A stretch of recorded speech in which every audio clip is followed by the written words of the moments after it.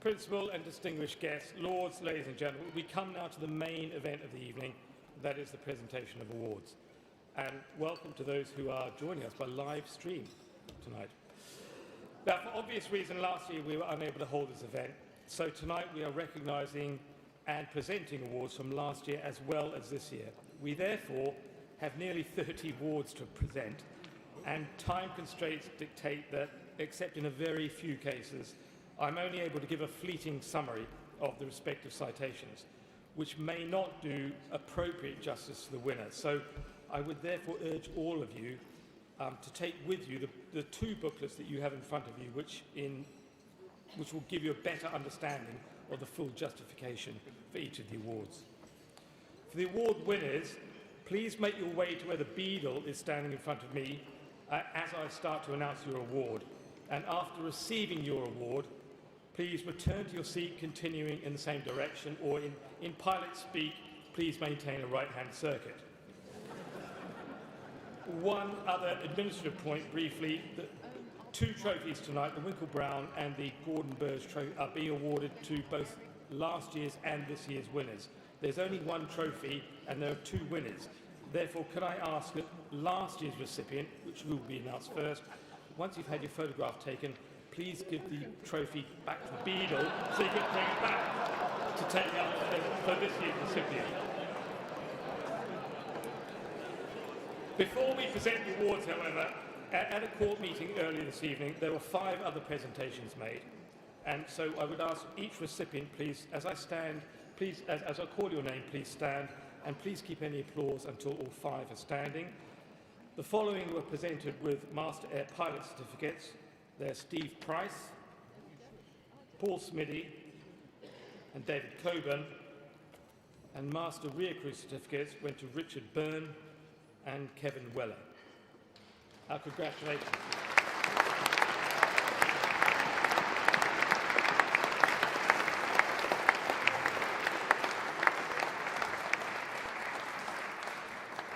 To start tonight, I would actually like to mention those winners who are unable to be with us tonight. There's quite a list, but they are Greg McDougall, who was the Award of Honour winner for last year, Tim Robinson and Arthur Williams, last year's and this year's Aviation Journalism Award winners, John Stirk, the Miles Bickerton Trophy winner, Sergeant Zane Romick, United States Air Force, who was last year's Grand Masters winner, Susan McHaffey and Laura Hawes, the last year and this year's winners of the Grand Masters Australian Medal, Greg Hood and Geoffrey Fox from last year and this year Australian Bicentennial Award, Graham Stokes and the Royal Flying Doctor Service, the Queensland Section, again last year's and this year's winners of the Captain John Ashton Memorial Award, Sir Peter Jackson, who won this year's Jean Batten Memorial Award, Squadronier James Skinner, the Barnes-Wallis Medal for this year, Lieutenant Commander David Westley, the Central Flying School Trophy for last year, Stephen Hammond, last year's Cumberbatch Trophy winner, and lastly Flight Lieutenant Richard Devoren, who was last year's Masters Medal winner. Those awards will be presented at a later occasion if that occasion presents itself. So to the awards for presentation tonight. The Award of Honour. Martin Baker is a British family-run business which started as an aircraft manufacturer to become a global pioneer in aviation safety. Best known for its development of the ejection seat, starting with a test ejection in 1945, Martin Baker has since delivered over 70,000 seats to 93 air forces worldwide and to date saved over 7,646 lives. For a truly enduring contribution to aviation, the Martin Baker Aircraft Company is a thoroughly deserving recipient of the Award of Honour this year.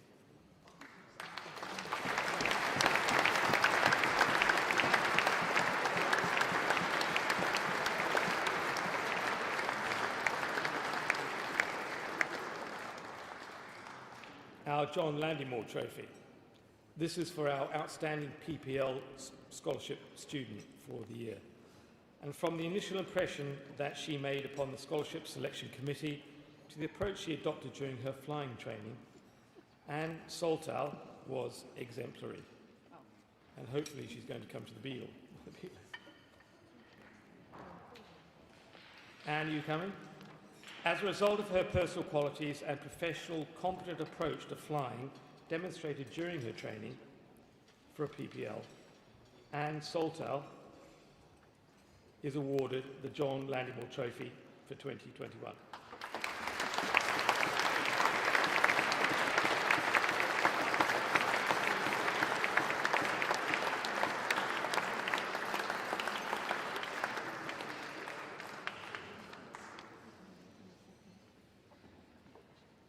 The Glover Trophy.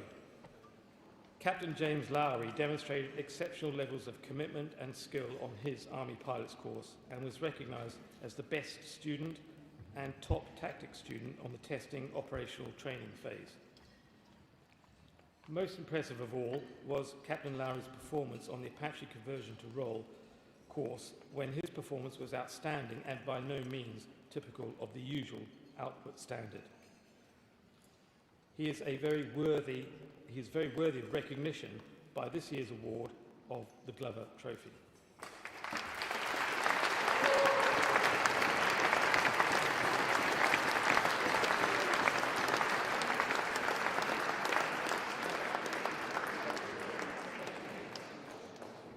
The Pike Trophy. Primo Lonzardi is a legendary flying instructor and examiner around the northwest of England and beyond. Having migrated to the UK from Italy in 1970, he has spent the last 50 years flying light aircraft, instructing and examining at various locations around the UK.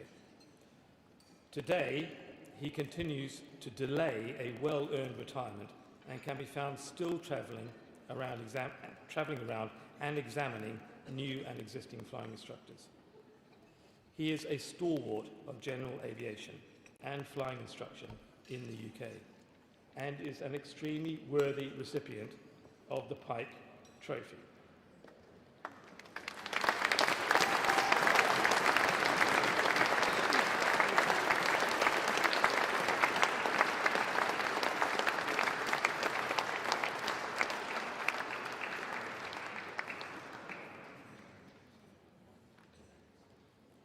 The Grand Master's Medal. This is awarded to an individual under the age of 30 for an outstanding achievement in aviation. Flight Lieutenant Ryan Stowe's extraordinary contribution to Chinook Force operations in a relatively short space of time is highly impressive. His contribution to combat operations sets him apart from his peers. He has also led multiple exercises at home and abroad.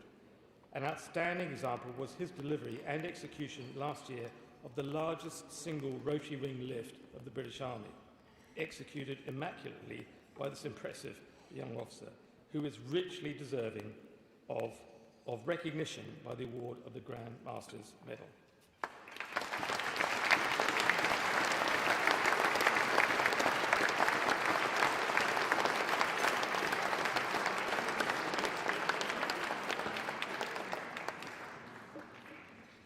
The Sir Alan Cobham Memorial Award.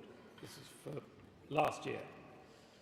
From the first concept meeting through every stage of the development process, both Will Wright and Becky Quo made a significant and positive contribution last year to the Masters Programme of encouraging the development of young company members who in turn help others.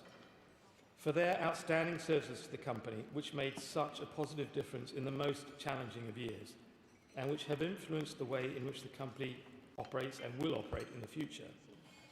Both Will Wright and Becky Quo are deserving joint winners of the Sir Alan Cobham Memorial Award.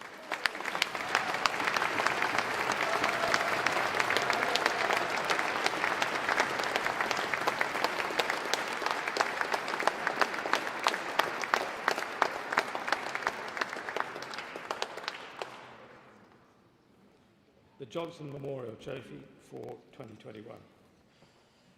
Sentinel was introduced into the Royal Air Force Service with 5 Army Cooperation Squadron in 2007, and in January this year, Sentinel flew its final deployed operational sortie from Cyprus on Op Shader. By any standard, Sentinel's achievements have been consistently remarkable. With an unmatched serviceability record, it has flown over 32,000 hours in almost 5,000 sorties, the majority being on operations. In recognition of its unparalleled contribution to the Royal Air Force, NATO and coalition operations over the past 14 years, and represented tonight by Wing Commander Taylor and Corporal Whitfield, the Sentinel Force is awarded the Johnson Memorial Trophy.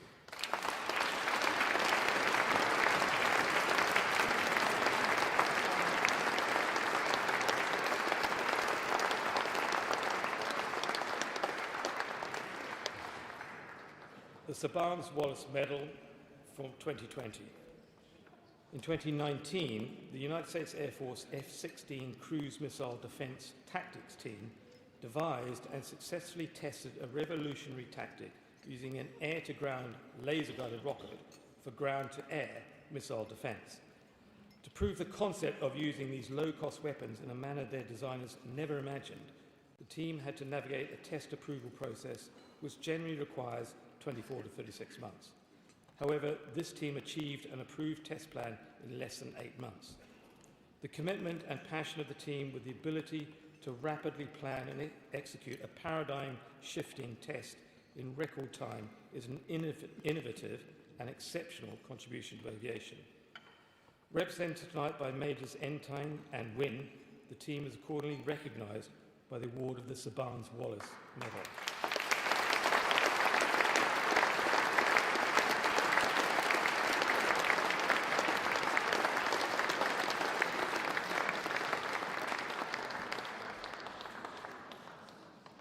The Sword of Honour. Sword of Honour for 2020, and then we have a 2021. For last year, in 2010, the Civil Aviation Authority invited the General Aviation Safety Council, or GASCO, to take on responsibility for delivering safety events to the general aviation community.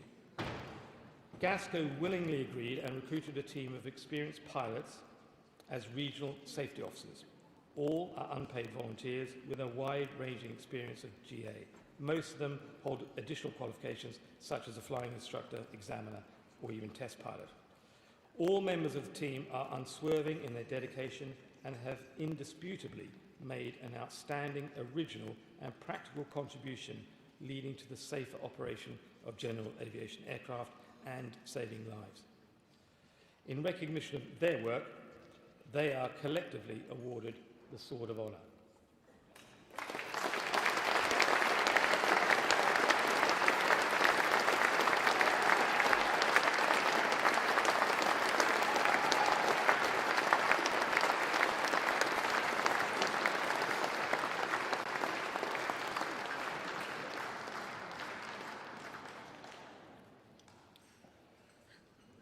The Sword of Honour for 2021. Stuart Mackay is a world-acknowledged expert on the de Havilland tiger moth. Having founded the de Havilland Moth Club in 1975, he is still the club secretary in 2021, a period of 46 years' service to the club.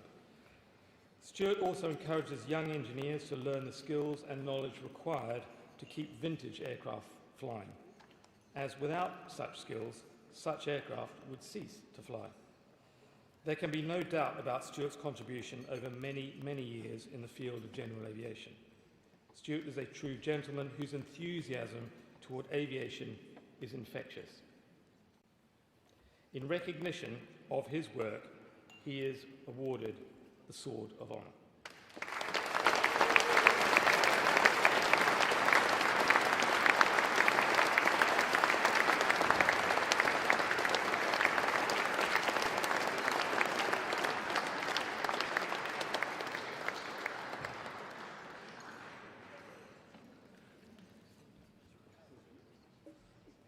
The Derry and Riches Memorial Medal.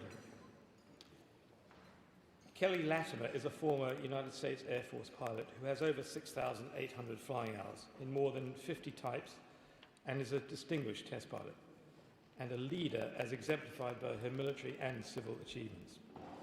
However, earlier this year, she was instrumental in leading the Launcher One team from the early initial design and operational phase through to Virgin Orbit's successful rocket launch of 10 mini CubeSats into orbit in January this year.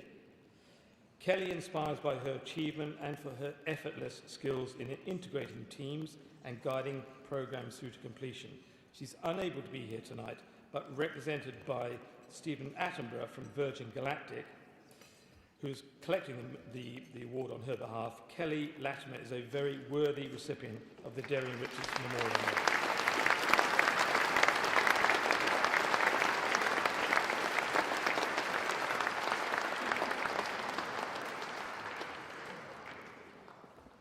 The Hannah Trophy for last year.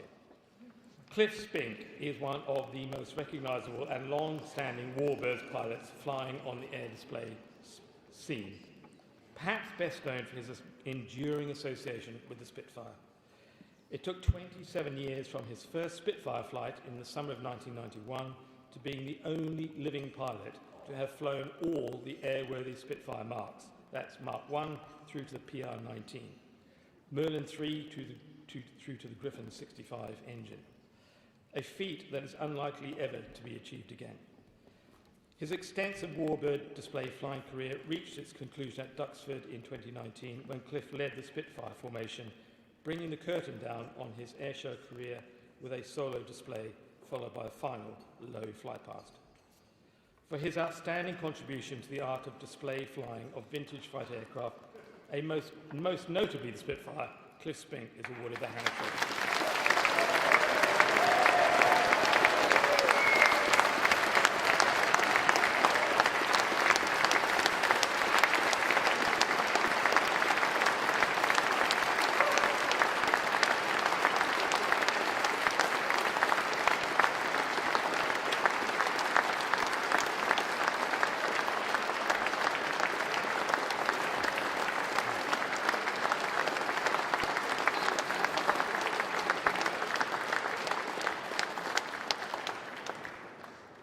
The Eric Winkle Brown Memorial Trophy. Now, this is one of those two which I mentioned earlier, so please, once the photograph's taken, the Beagle's going to have to bring this one back, please. For last year, Ben Lewis has provided exceptional leadership of the RAF Chinook upgrade programme over the last 10 years, first as a Royal Navy pilot and latterly as the Deputy Chief Test Pilot for Boeing in the UK. Ben's decade of leading Chinook upgrades and his ongoing contribution into the 2020s is a fundamental component of delivering capability and safety improvement to an internationally successful helicopter. His focus on testing safely and efficiently has seen him drawn into the global Chinook upgrade programme, putting the UK and UK requirements firmly in the front rank of the future Chinook. Ben Lewis is accordingly awarded the Eric Winkle Brown Memorial Trophy.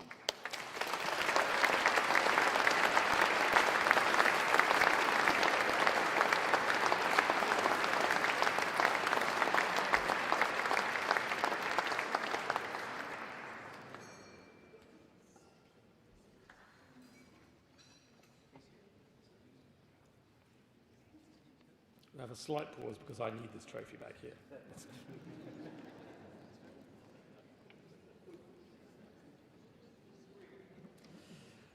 The Eric Winkle Brown Trophy for 2021. An enormously experienced pilot and leader in aviation, Captain Richard "Tricky" Dane has amassed over 8,000 hours flying on 27 types, ranging from single and multi-engine rotary and fixed-wing, including tilt-rotor aircraft. His 37-year aviation career has spanned operational, instructional, examining and test and evaluation roles.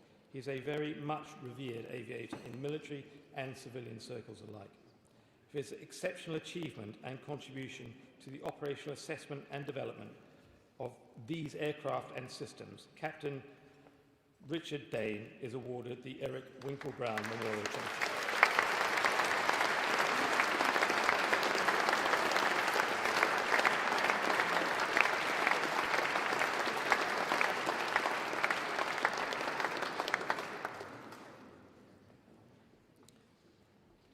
The Master's Commendation for 2020. Master Aircrew Tudor Haynes has been at the forefront of Chinook operations for 20 years. A trusted and highly respected weapons systems operator, his time on the force has been characterised by a punishing series of operational deployments and a myriad of diverse global exercises. His exceptional airborne performance over such a long period of time is the result of consistent sacrifice, consummate professionalism, and a desire to continually improve. For his outstanding service in the air, Master Aircrew Tudor Haynes is awarded the Master's Commendation.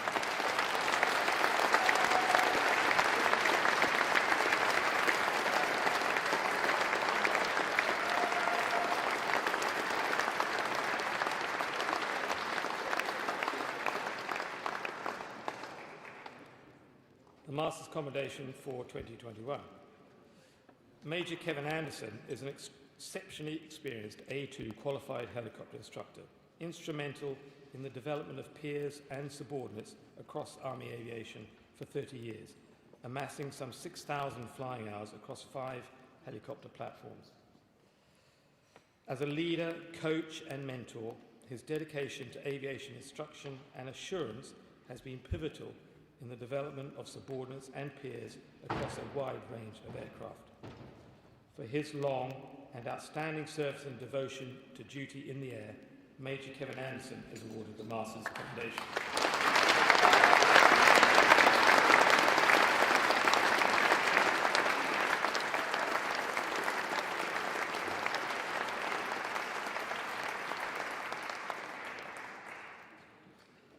The Brackley Memorial Trophy.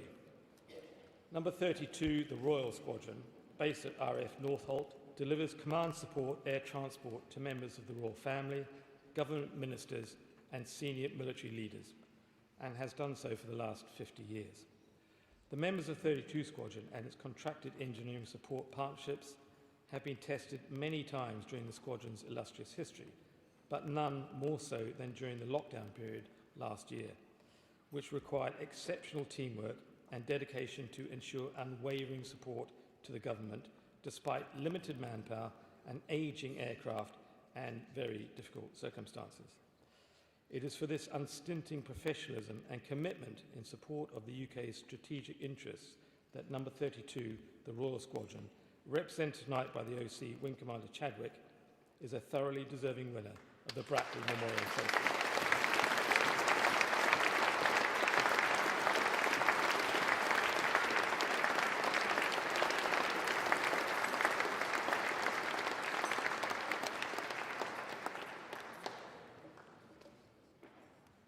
Central Flying School Trophy for this year.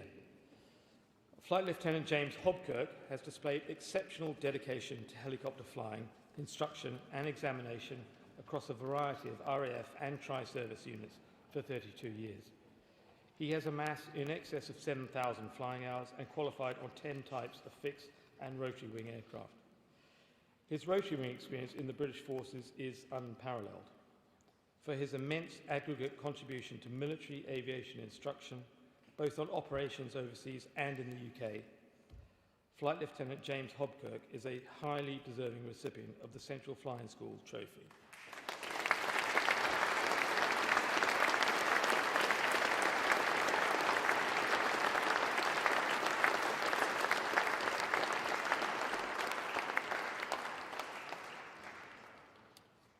The Cumberbatch Trophy for this year. In 1982, the founder of Robinson Helicopters, Frank Robinson, noted that a large proportion of sales were to pilots who had been taught on the R-22 and who then decided to buy, so they were in general very low hours pilots. He had the foresight to realise that it was essential for the continuing success of his fledgling company to ensure that these pilots were properly trained both at the initial stage but just as importantly on a continuing basis. Accordingly, when Tim Tucker purchased the Robinson 22 serial number 3 for his helicopter flight school, Frank Robinson almost immediately appointed him to start the very well-regarded Robinson factory-sponsored 4-day safety course, which still runs today, some 35 years later. Tim has now had over 18,000 attendees on these courses, and in addition to his distinguished work with Robinson, he has authored many articles and books on safety. Tim Tucker is a very deserving winner of the Cumberbatch Trophy.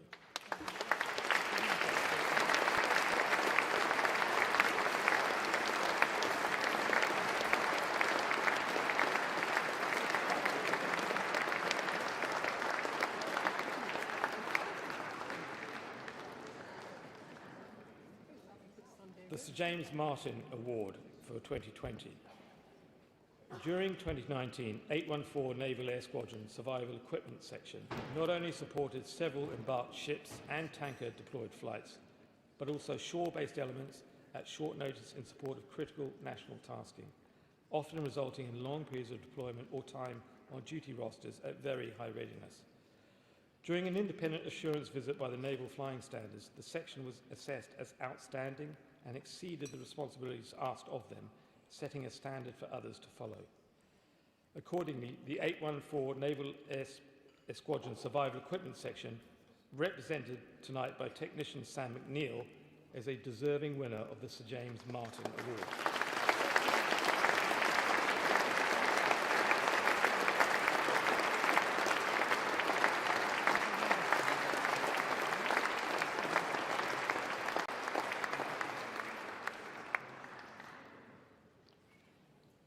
Sir James Martin Award for this year. Founded in 1989 in Kansas, Garmin has grown over the last 31 years to become a preeminent maker of avionics. Today, Garmin avionics can be found in general aviation and business aircraft all over the world. In development since 2011, Autoland was certified by the FAA in May last year, and on the Piper M600 and Cirrus Vision jet.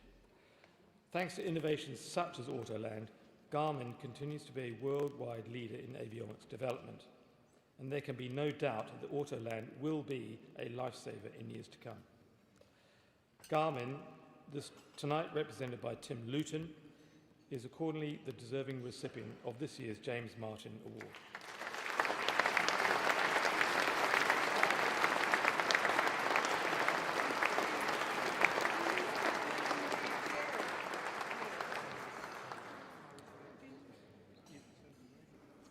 The Masters Medal, of which we have two for this year. During an attack on Bagram Air Base in Afghanistan by the Haqqani network, and while the base was under fire, Lieutenant Colonel Thornton, US Air Force, and his wingman launched a pair of F-16s. For 3 hours, Lieutenant Colonel Thornton monitored the dynamic ground situation, relayed movement of the Haqqani team, and ensured that one F-16 remained overhead at all times, while simultaneously developing attack options for the ground commander. As a result of this action, the attack was repelled and many, many lives were saved. Lieutenant Colonel Thornton's distinctive leadership and skill demonstrated during this action is recognised by the award of the Masters Medal.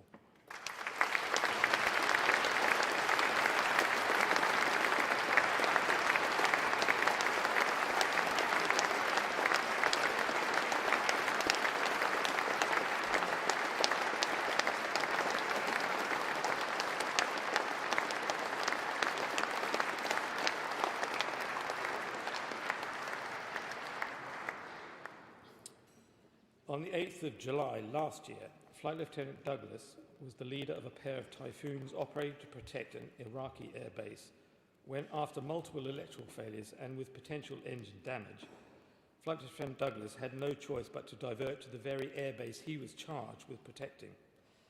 Once safely landed, he attempted to open his canopy, but due to the electrical failures, it remained firmly locked and he was trapped. An available option was to jettison the canopy, but he knew this was dangerous and potentially fatal if it struck somebody. Eventually, after 8 hours in the cockpit, as the internal temperature approached 41 degrees Celsius with no cooling, Flight Lieutenant Douglas eventually managed to persuade the fire crews, who were alien to this type of aircraft, to attempt to cut him free rather than risk jettisoning the canopy. During this traumatic event, Flight Lieutenant Douglas showed exceptional calm and intent to save his aircraft while limiting the risk to those he was charged to protect. He is accordingly awarded the Masters Medal.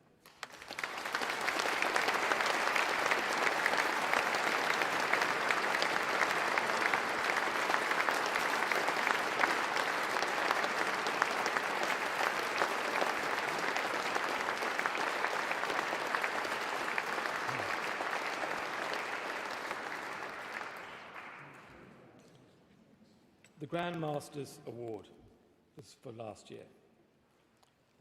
For this year. On the 9th of December 2019, White Island in New Zealand erupted, killing 22 people. Shortly afterwards, despite the known risks of encountering poisonous and corrosive gases, Flight Lieutenant Reichard and his crew volunteered to undertake the police-led body recovery operation. Weather conditions were not favourable, with wind holding the main gas and steam cloud within the main crater of the volcano, creating a cloud base of around 600 feet. Every 3 to 5 minutes there was a gas explosion which would envelop most of the main crater area, making flight extremely dangerous.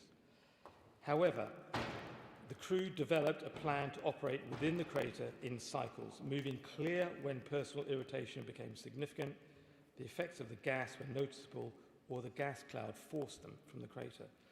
This was a task of national significance, and the pressure on the entire recovery operation to provide closure for the victims' families and the wider New Zealand public was immense. Flight Lieutenant Reichard and his crew consistently displayed sound judgment and flexibility, exceptional crew coordination, and pure flying skills of the highest standards. Knowing the risks involved, the crew also demonstrated exceptional courage in the conduct of this operation. In recognition of their gallantry displayed in the course of this recovery operation and represented tonight by the New Zealand Air Advisor in London, Wing Commander Steve Thornley, the crew members of New Zealand 3301 are deserving recipients of the Grand Masters Award.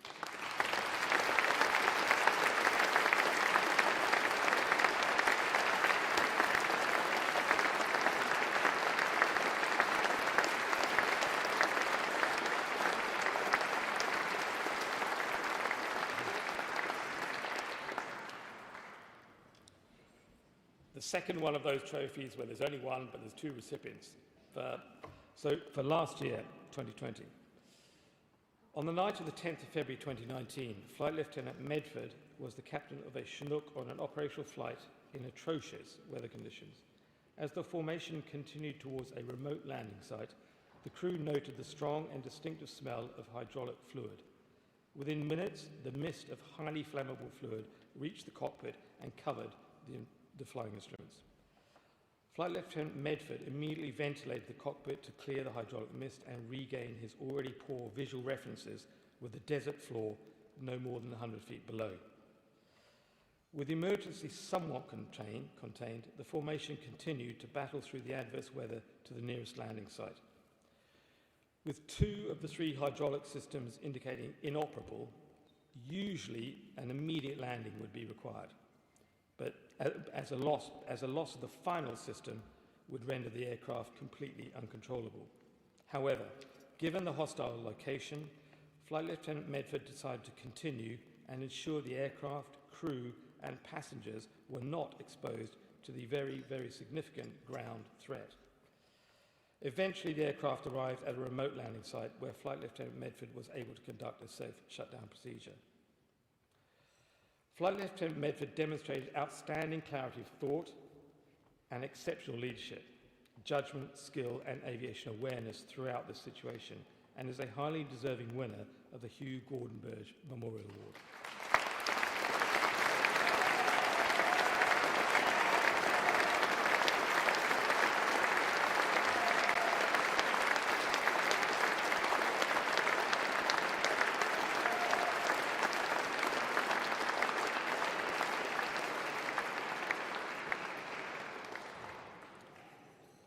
The Hugh Gordon Burge Memorial Award for 2021. In January 2020, the crew of Talon 42 courageously operated their Hercules aircraft in a degraded state and distinguished themselves by extraordinary achievement in safely evacuating Special Forces personnel from an airbase in Iraq. While en route to the airbase, the aircraft experienced an entire loss of avionics and navigational capability due to complete computer failure within the aircraft.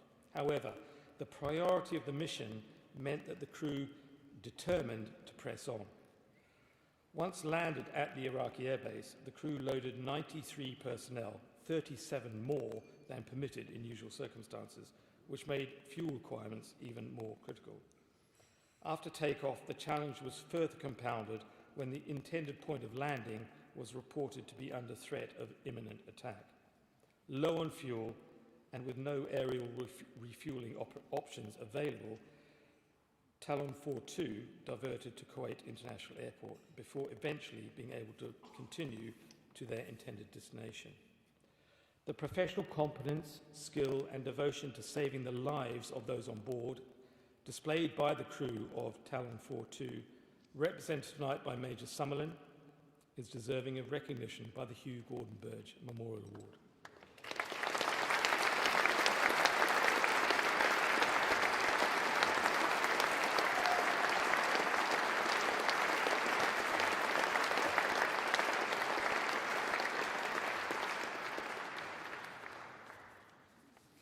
And our final two awards for this evening, the Prince Philip Helicopter Rescue Award for 2020 and for 2021. For last year, on the 18th of October 2019, a Royal Air Force of Oman Super Lynx helicopter was tasked to recover 5 trapped mountaineers from a mountain ridge line at 5,000 feet altitude. A contour-hugging approach on NVG was identified as the only viable way in which a night rescue could be attempted. Due to the operating height, wind condition, turbulence and power limitations, the helicopter was positioned facing into the mountainside in order to maintain sufficient visual cues, rather than keeping a more standard and preferential flyaway option to deal with any sudden engine failure. For 40 minutes, with the rotor blades about 10 feet from the mountainside, the crew persevered despite significant turbulence and changes in wind direction, and whilst having to operate the helicopter at night close to its operating limits and with the additional consideration of approaching a critical fuel state. Eventually, with all mountaineers safely evacuated, the helicopter was able to return to base. In recognition of their exemplary skill and teamwork and an act of outstanding courage and devotion to duty in the most challenging of circumstances, represented tonight by the first pilot, all members of the crew are jointly awarded the Prince Philip Helicopter Rescue Award.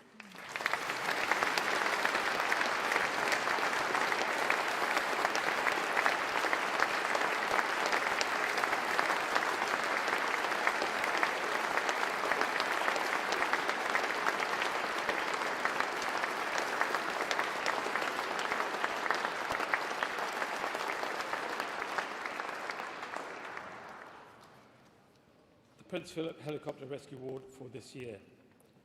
On the 5th of September last year, a massive and rapidly growing wildfire in California raged.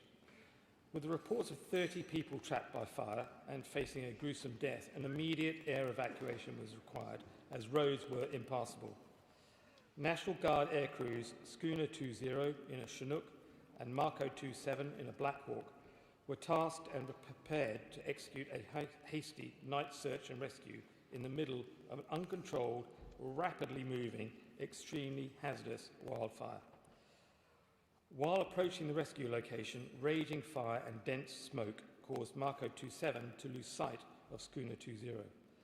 Rather than abort the mission and abandon those trapped and facing a fiery death, the flight split, with each aircraft using different routes and pickup locations. During the operation, Marco 27 and Schooner 20 continually made radio calls each half mile to ensure they were safely sequenced.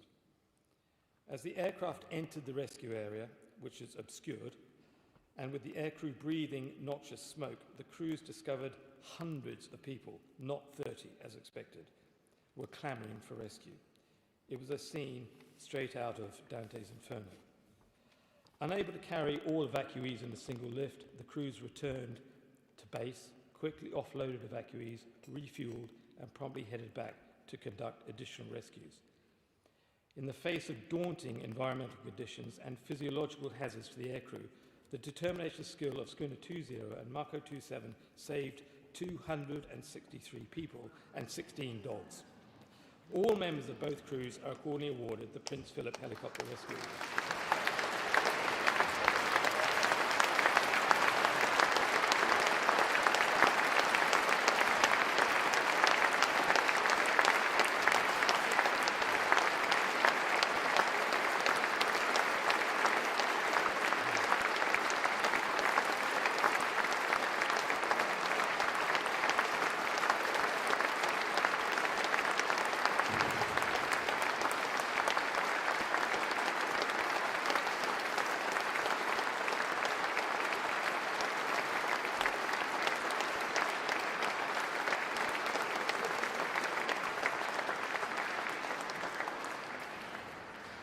Master, that concludes tonight's presentations.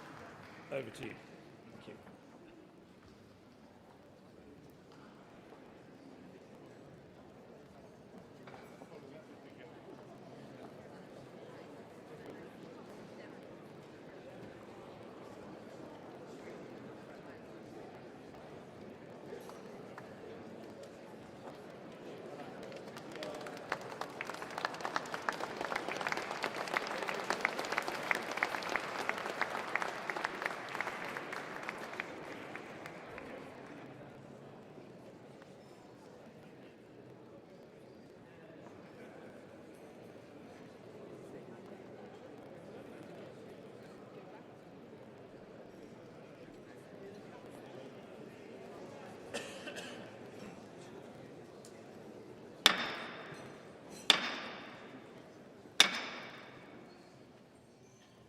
Wardens, immediate past master, my lords, distinguished guests, ladies and gentlemen, pray silence for the master.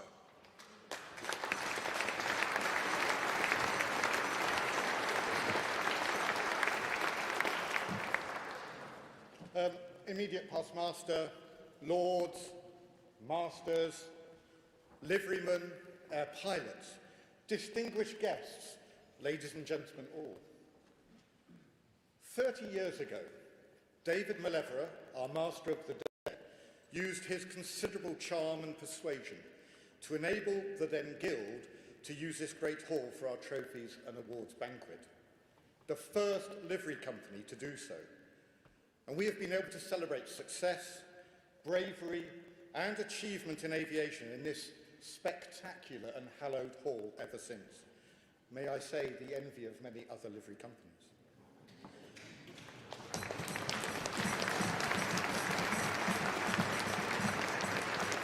And we celebrate again tonight after the hiatus of last year and honour those who were recipients of our trophies and awards both for last year and for this. It is a truly wonderful to welcome you all here tonight.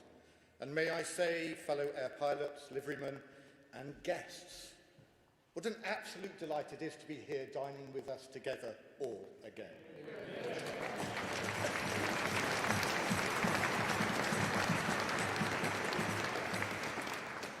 It has perhaps never been more important to be able to recognise achievement and success in aviation. Aviation has been challenged like never before, with widespread concerns about business, careers, employment and health. When challenged, you see the real strength in both people and organisations, and we should be very proud of the way the air pilots have met such recent challenges. We have lost good friends, colleagues, distinguished past masters, but we have found new stars, and there has been a great deal of positive change, and may I say inspired by the immediate past master through his year, and exemplified by our Young Members Development Group, recognised tonight by the Cobham Trophy Award to the Young Member Group leaders, Will Wright and Becky Quo. Our young members are much more involved, and in many ways they are showing us the way forward. And there has been a great deal of positive change delivered by so many of our company. Improved mentoring, the introduction of peer support, interview skills training, website development, and our journal goes from strength to strength with our editorial team. Earlier in my year, I spoke of the need for resilience and regeneration, while we continue to emerge from this pandemic and from its impact and effect on so much of our industry.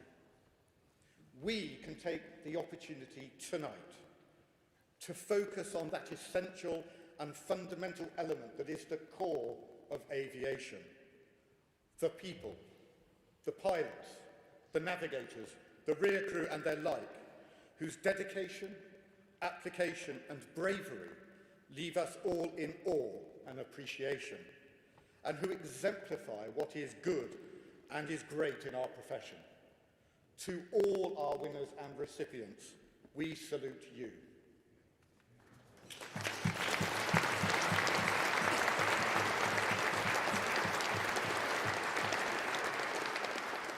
And may I thank all of you who have nominated others for awards. We are very proud that the Air Pilots Awards have an outstanding reputation worldwide.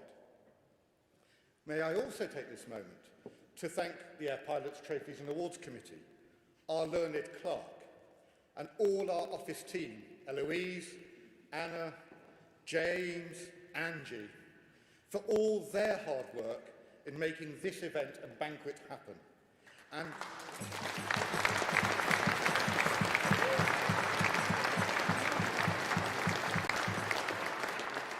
And also to those who have made this evening so special and have looked after us so well.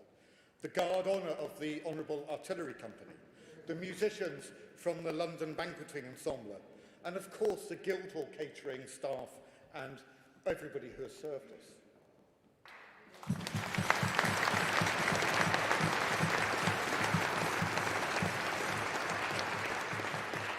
We do have a special presentation to make tonight, and it is to recognise the centenary of the Royal Australian Air Force this year.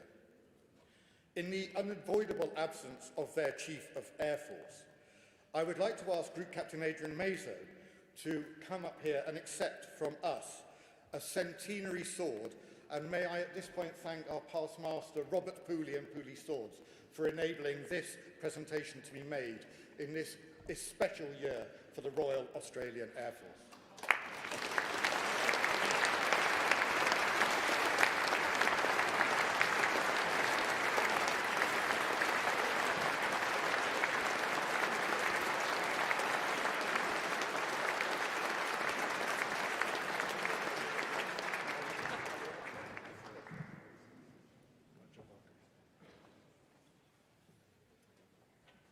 And one other thank you. This last year has been like no other, and my predecessor as Master, Captain John Towle, and his consort Linda gave so much of themselves in supporting and leading our company in the most challenging of circumstances. With sincere gratitude, we thank you both for your year as Master of the Air Pilots. And we would like to make a small presentation to you, if we may, of our appreciation. First of all,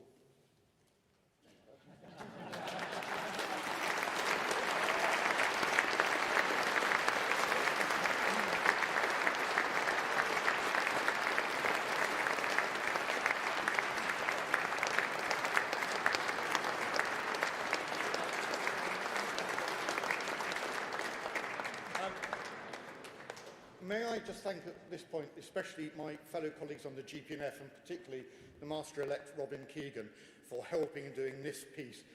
In there is a Rennie Lalique Fleuron Coupé plate introduced in 1935, and we hope it gives you the spirit of aviation when you open it.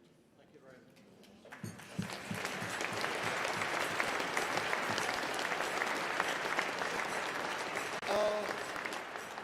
Principal guest tonight is Air Marshal Jerry Mayhew, CBE, Deputy Commander Operations.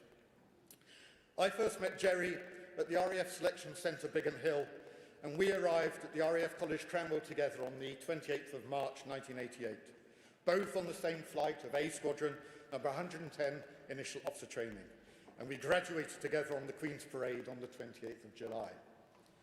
It was clear from the very start that one of us was destined to have an outstanding career in the Royal Air Force. And it was clear who that was. Jerry's talent and natural ability as an outstanding officer and leader, and coupled with such a warm and engaging personality, was immediately recognisable, and his career has been stellar.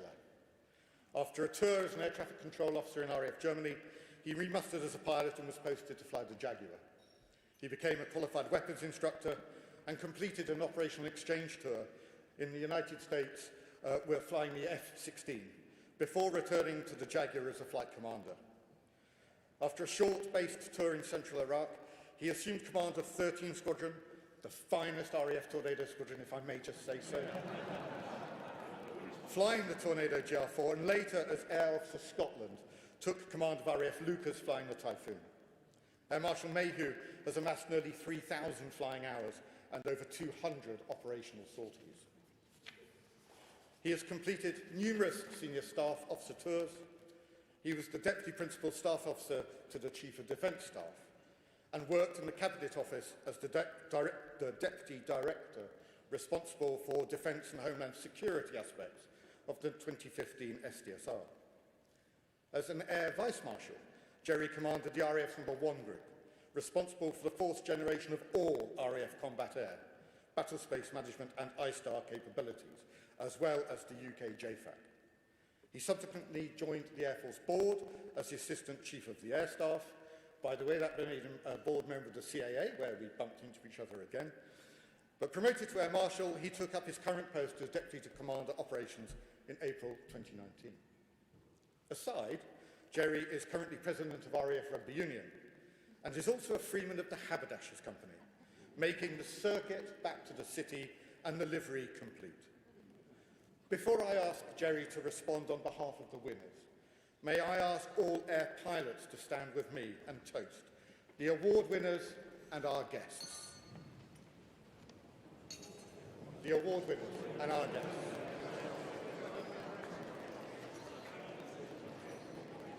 Over to you.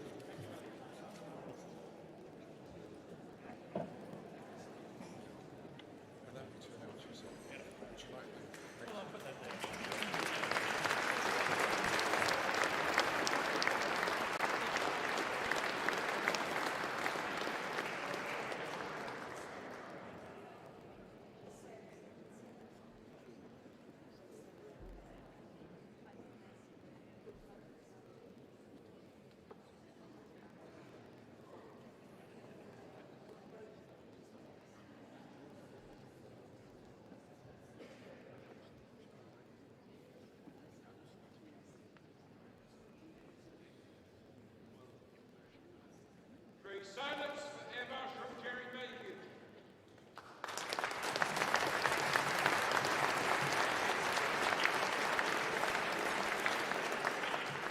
Master, immediate past master, members of the court, my lords, ladies, gentlemen and honoured guests. I am honoured to represent our service tonight and to represent the guests, and thank you, Nick, for your wonderful speech and for hosting me as a long-term friend.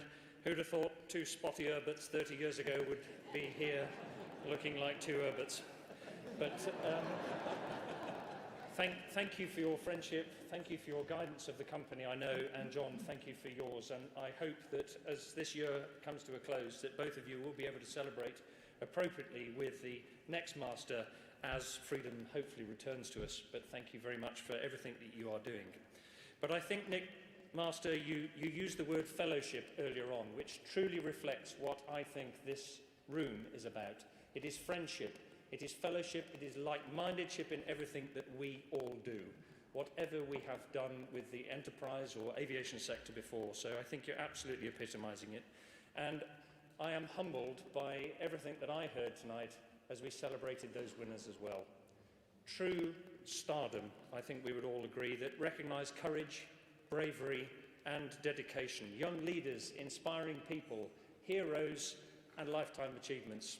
And Air Marshal Cliff, I could not be more honoured to have done that with you tonight, so congratulations again.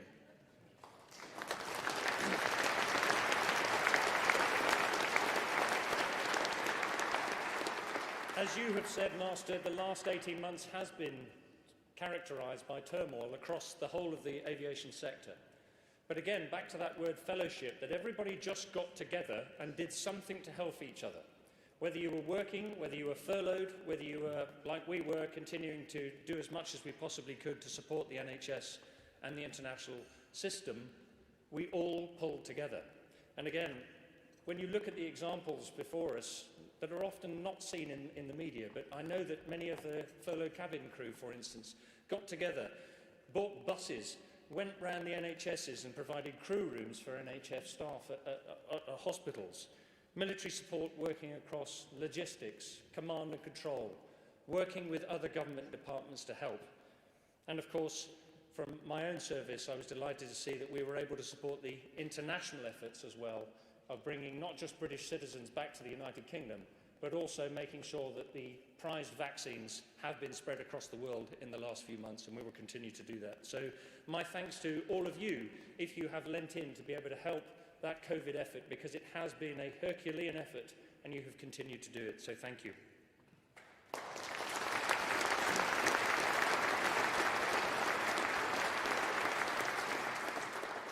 Throughout all of that adversity, although, I think we've also seen some opportunities between military and civilian life here in the United Kingdom, where we have seen the zigzag career perhaps start to open up again, which, for those who haven't seen military going to civil or civil going to military, and on an interchangeable basis over their careers, I think is a great opportunity.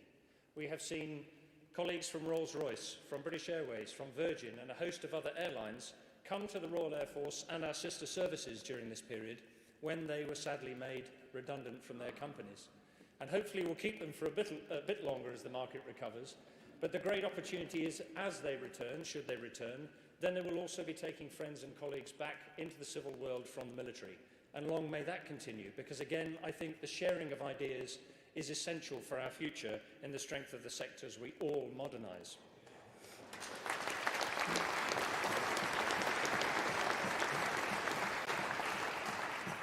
Throughout COVID, the Royal Air Force has been challenged by the Chief of the Royal Air Force, the Chief of the Air Staff, Sir Mike Wigston, to maintain our operational outputs.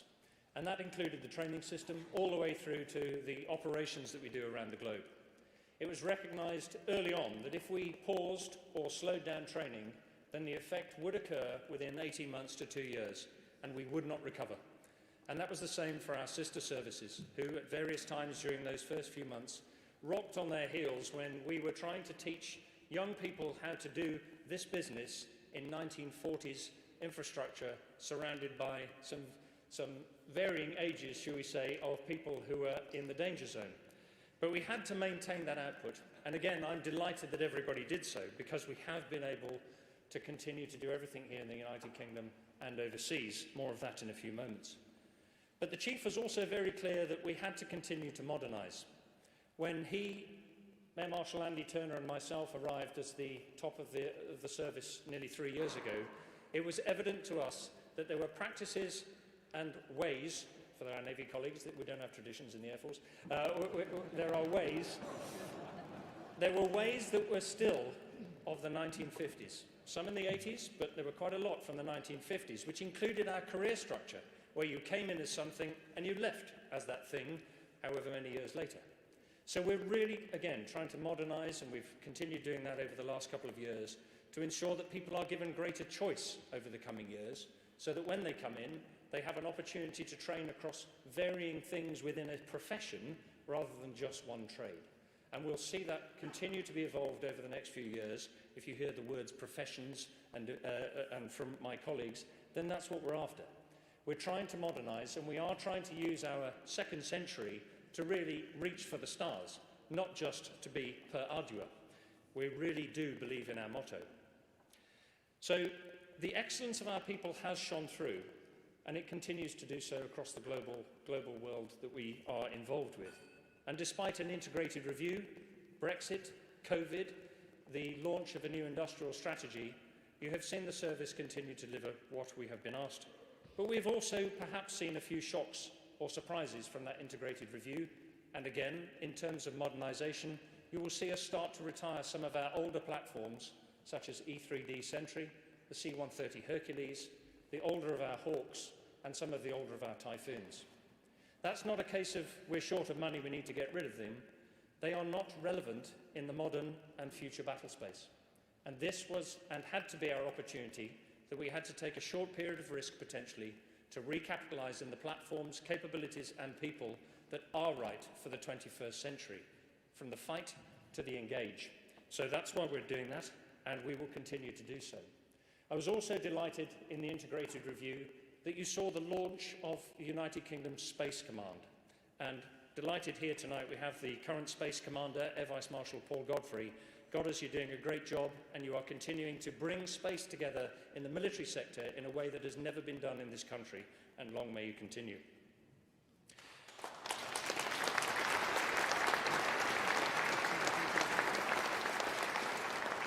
On operations, On operations around the world, I think the greatest of those successes continues to be, almost catastrophic success, is our relationship with the Royal Navy.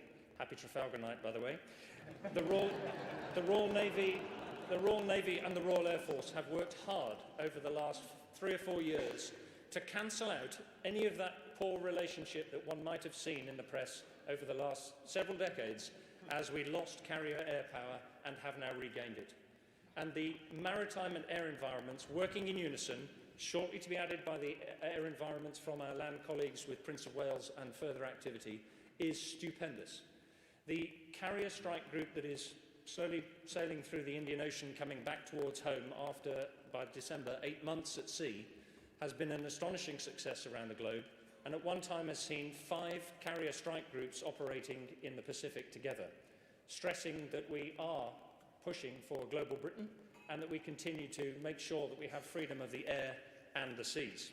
But it's a great success so far. Everybody's going to need a bit of a rest when they get back, but I'm delighted by F-35, and I know my Royal Navy colleagues are delighted by the 5th generation carrier that is HMS Queen Elizabeth. In operations in the Middle East, we have continued to fight against Daesh, and whilst again it may not have been on the front page of the newspapers or in the media, it is still a kinetic fight that is going on in Iraq and Syria every day. So from Typhoons to our Reaper uncrewed aircraft and the air mobility forces that support them, and a host of ground trades that we must never forget that we rely on to be able to do these operations. Again, our folks are doing great stuff on behalf of the United Kingdom. In closer home region, but in the Black Sea, you'll remember that you saw HMS Defender under a significant threat from Russian challenges in recent months. Well, at the same time, again, perhaps less well known, that F-35s and Typhoons were also operating in the Black Sea at the same time. So once again, we continue to push for freedom of the air, maritime and land environments. But our Typhoons have recovered after 4 months supporting NATO in Romania, covering off the Black Sea region. And last but by no means least, of course, the last few weeks have seen the departure of international forces and a host of people from 20 years of campaigning from the British perspective in Afghanistan. And whilst there are significant amounts of emotion from all sectors in reflecting on that 20 years, I could not have been more proud of a 2-week effort by the Air Mobility Force, the movers and everybody that supported the C-130, the A400, the Voyager and the C-17 forces, who operated in a way we had never expected for this Berlin airlift. 165 sorties in 2 weeks in and out of country, 100 of those into Kabul airport, often under fire or threat, and over 15,000 people recovered when we had anticipated to bring about 8,000 out. An astonishing record.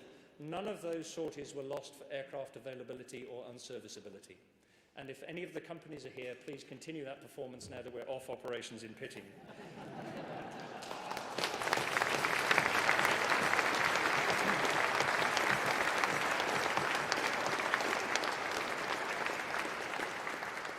But cheek aside, thank you for everybody in our whole force that does help us do the operations that we ask you to support every day. It is an astonishing reflection of how we have moved from the Royal Air Force doing all of the work to bringing in our reserves, our whole force colleagues from companies across the international sphere to make sure that we can deliver for ourselves and our partners.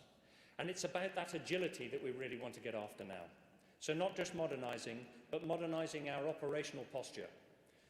30 years almost of operating in the Middle East in fixed campaigns is what we have done, and what we want to do is much more mobile operations, expeditionary operations, and not adding resource or challenge to that, but make our forces global reach quickly. And that's what you'll see the Royal Air Force resetting alongside Army and Navy modernisation programmes in the coming years. So it's an exciting period for us. So I will end where I finished, which is I'll end where I started, my apologies, which is been a long night.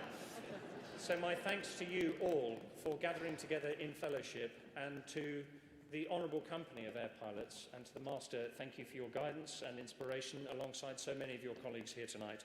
And I would ask that we join in a toast, please, on behalf of all of the guests, which is to the honourable company of Air Pilots.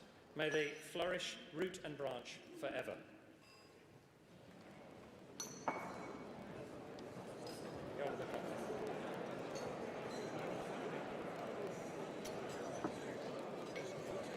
Certainly. Thank you.